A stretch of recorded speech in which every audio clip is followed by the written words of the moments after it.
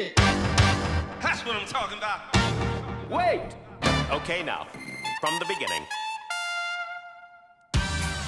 Welcome to the Muscle, Mind, and Money Podcast. I am one of your hosts. My name is Dominic. And this is Nastasia.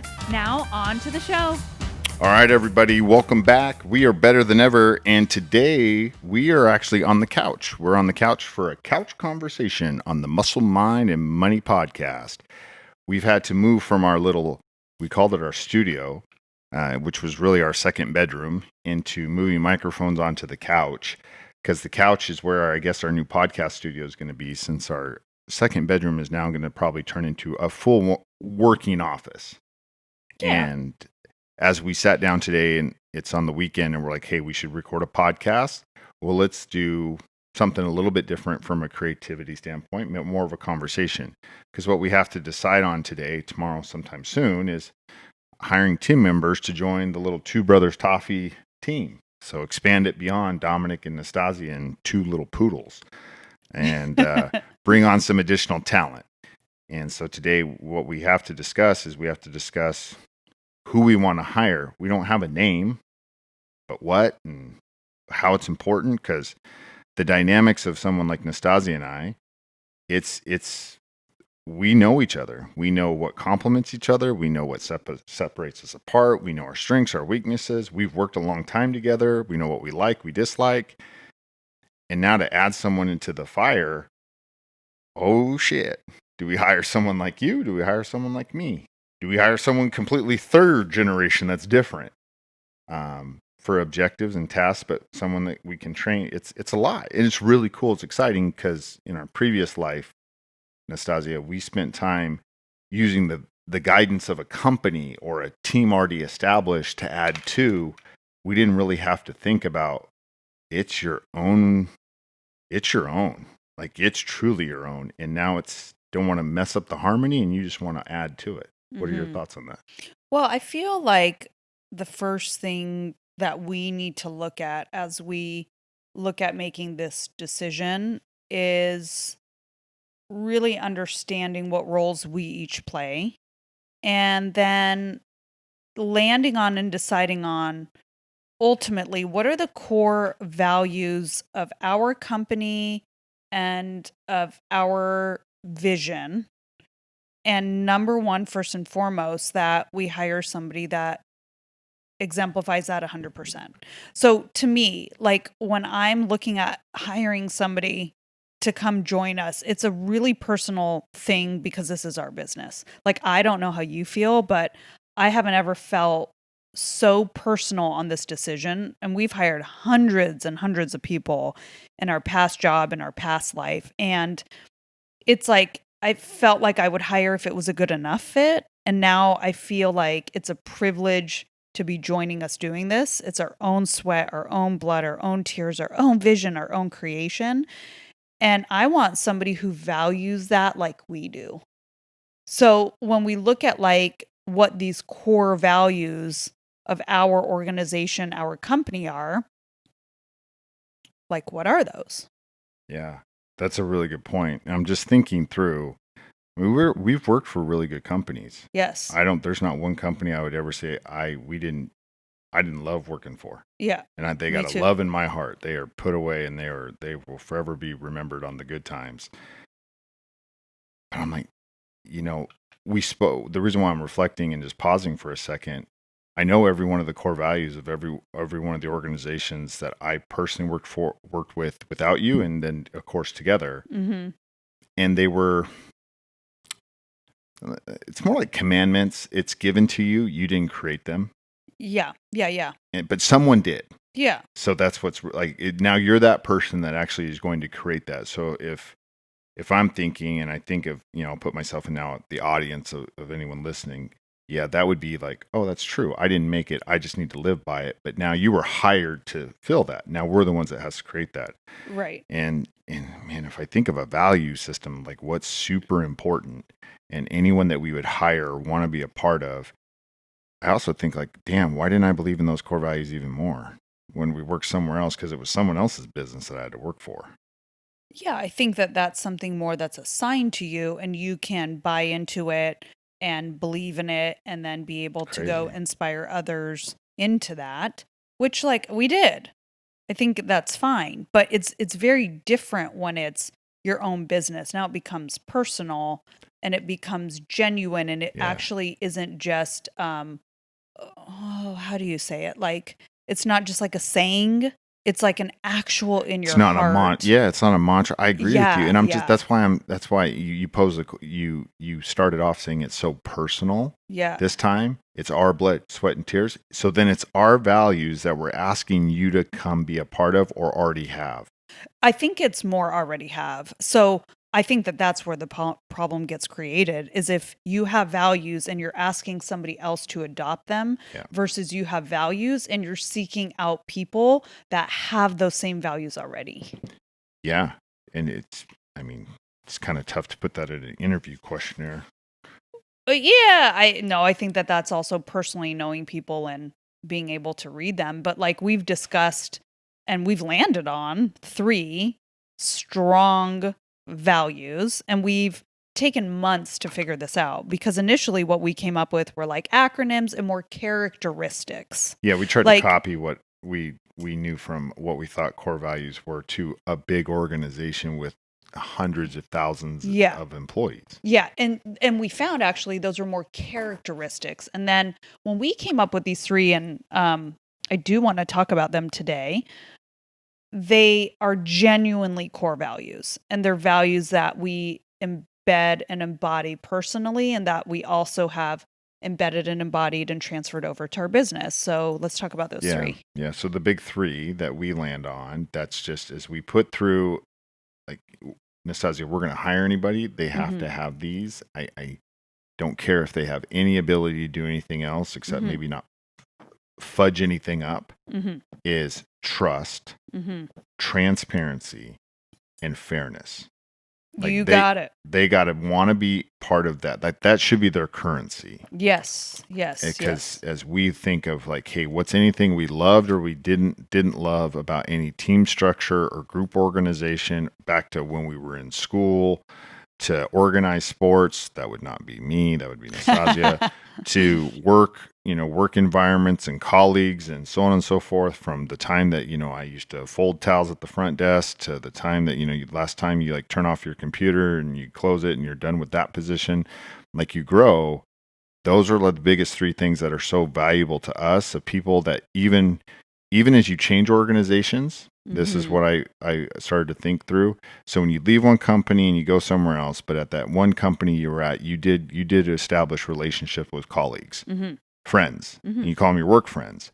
But then when you transfer somewhere else, or you go from high school to college, or you go from college to somewhere, Mhm. into the workforce, and these people stay with you, it's because their values are 100% aligned with you. It's like the unspoken connection. Yeah. That's why they're your friends. They're really your friends. They're people of, like, you consider them family. You do not consider them great team members.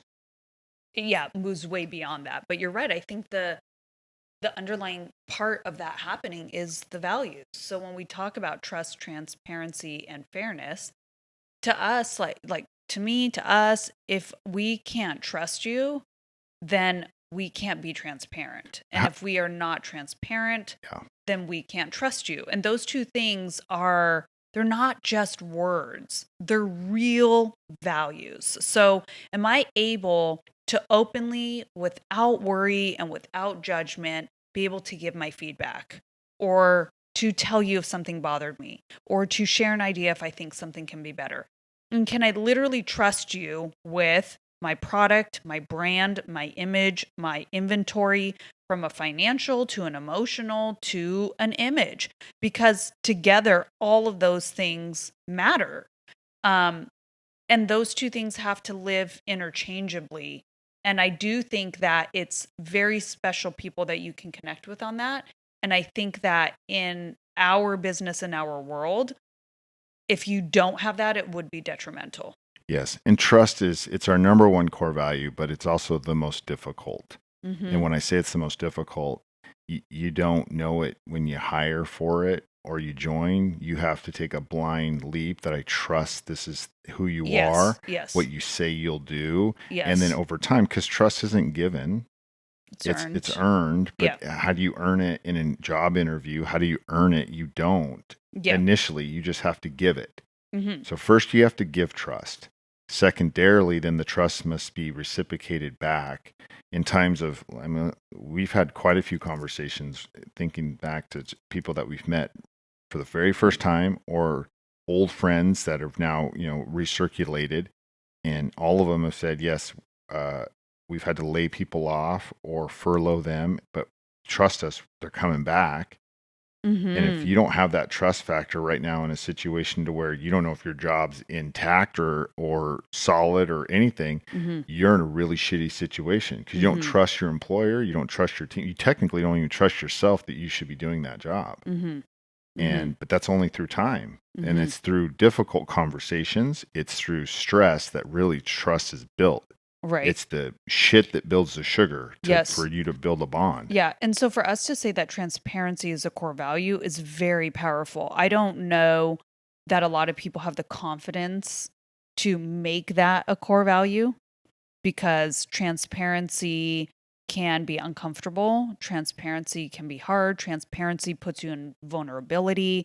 But when you're working on a team that is able to be transparent because they trust each other and it's safe, you're able to move mountains and you are able Yeah. to achieve things faster, better, stronger, because you're valuing every individual on the team.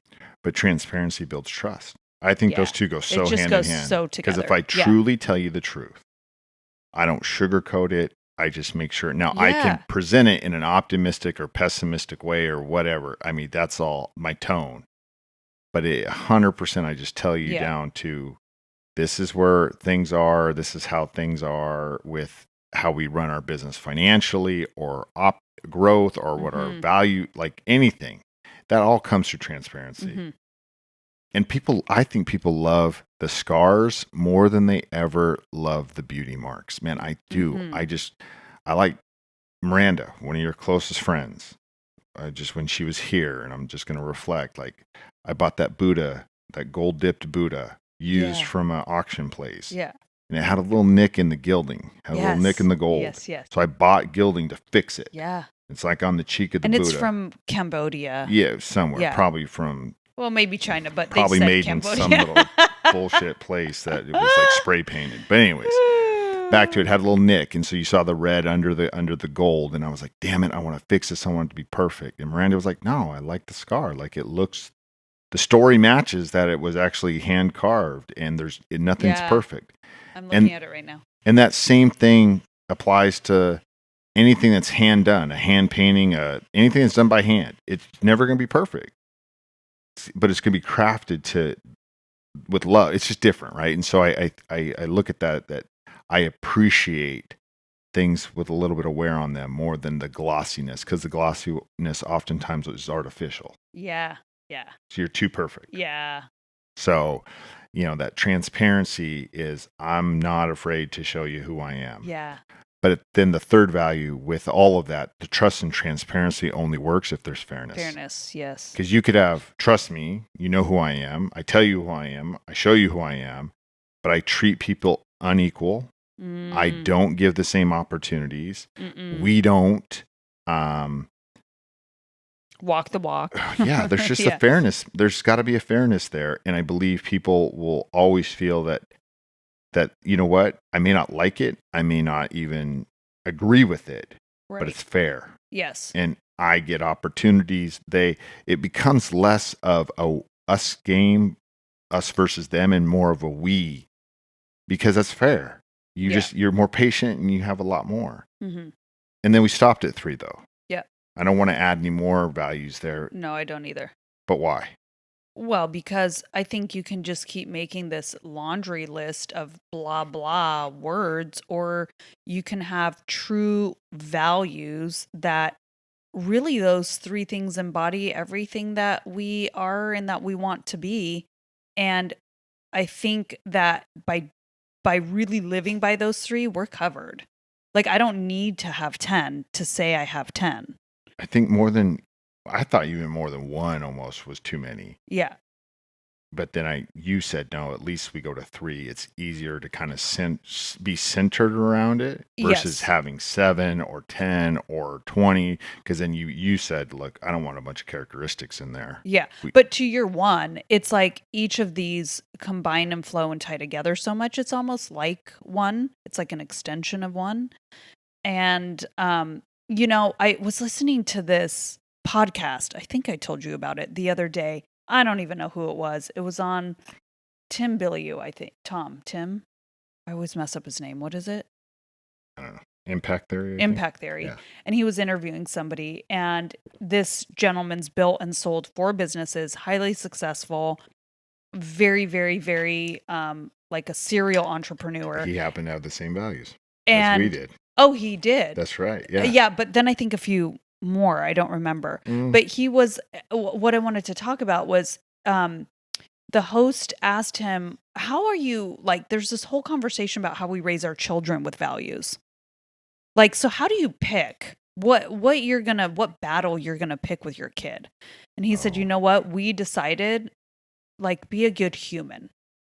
Be a good human." So he was like, we wrote down so many things. We could talk about grades. We could talk about earnings. We could talk about competitive. We could talk about never give up. We could talk about a million different things. We chose be a good human because we thought that embodied so many other things that if we could really instill in them, be a good human, a lot of these other values would kind of fall into that and they would naturally achieve them. And so he said, you have to stay simple. Because with kids, if you're trying to make them good or like hammer into their heads too many things, then it all goes away and they end up doing none of it or becoming none of it. But if we are just hammering on this, be a good human, guess what? My kids have turned out to be really good humans. So for us and our core values, not making it characteristics, but truly making it, these are the 3 things we value.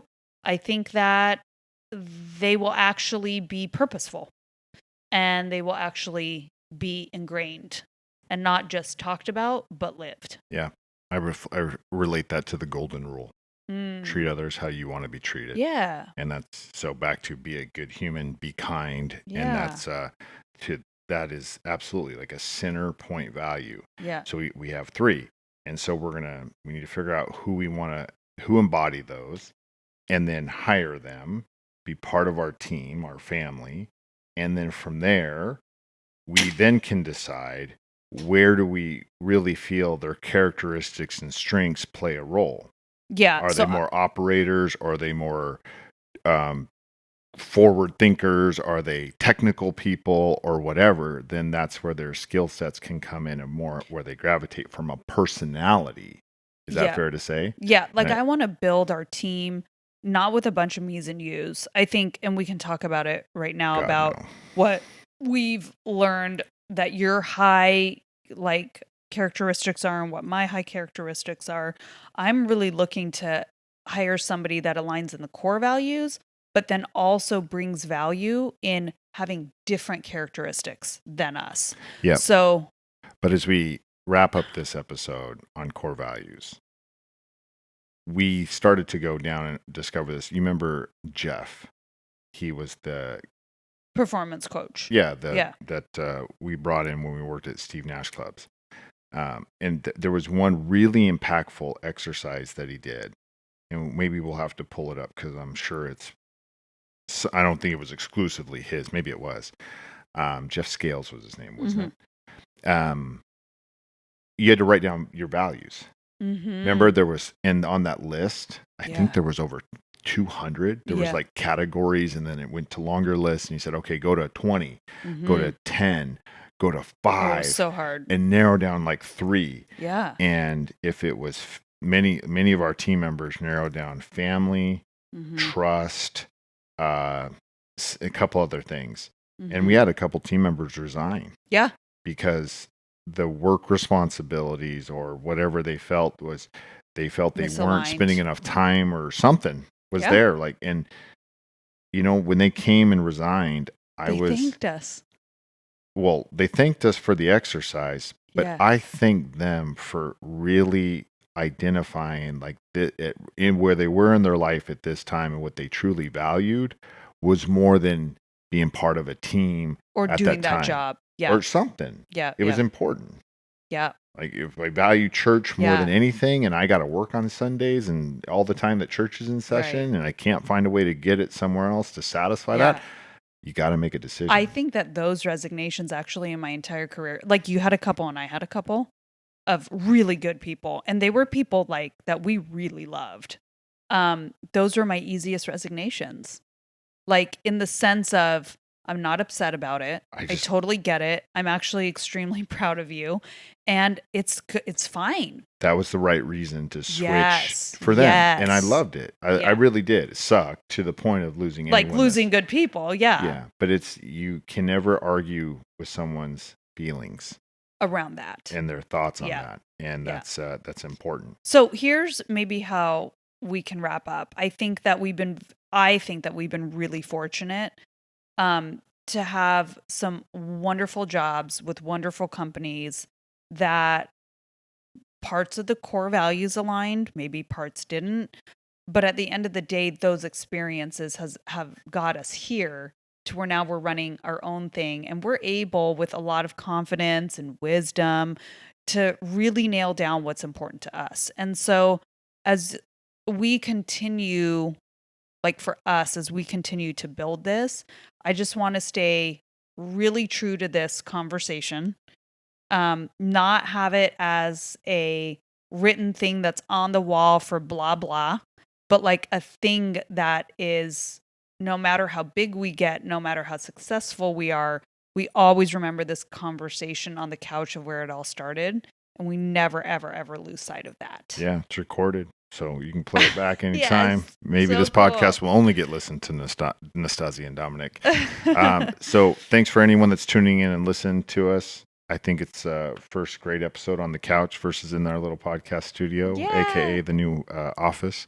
But I think it's time to wrap up and say bye. All right, everybody. Gotta go. See you later. Bye. Bye.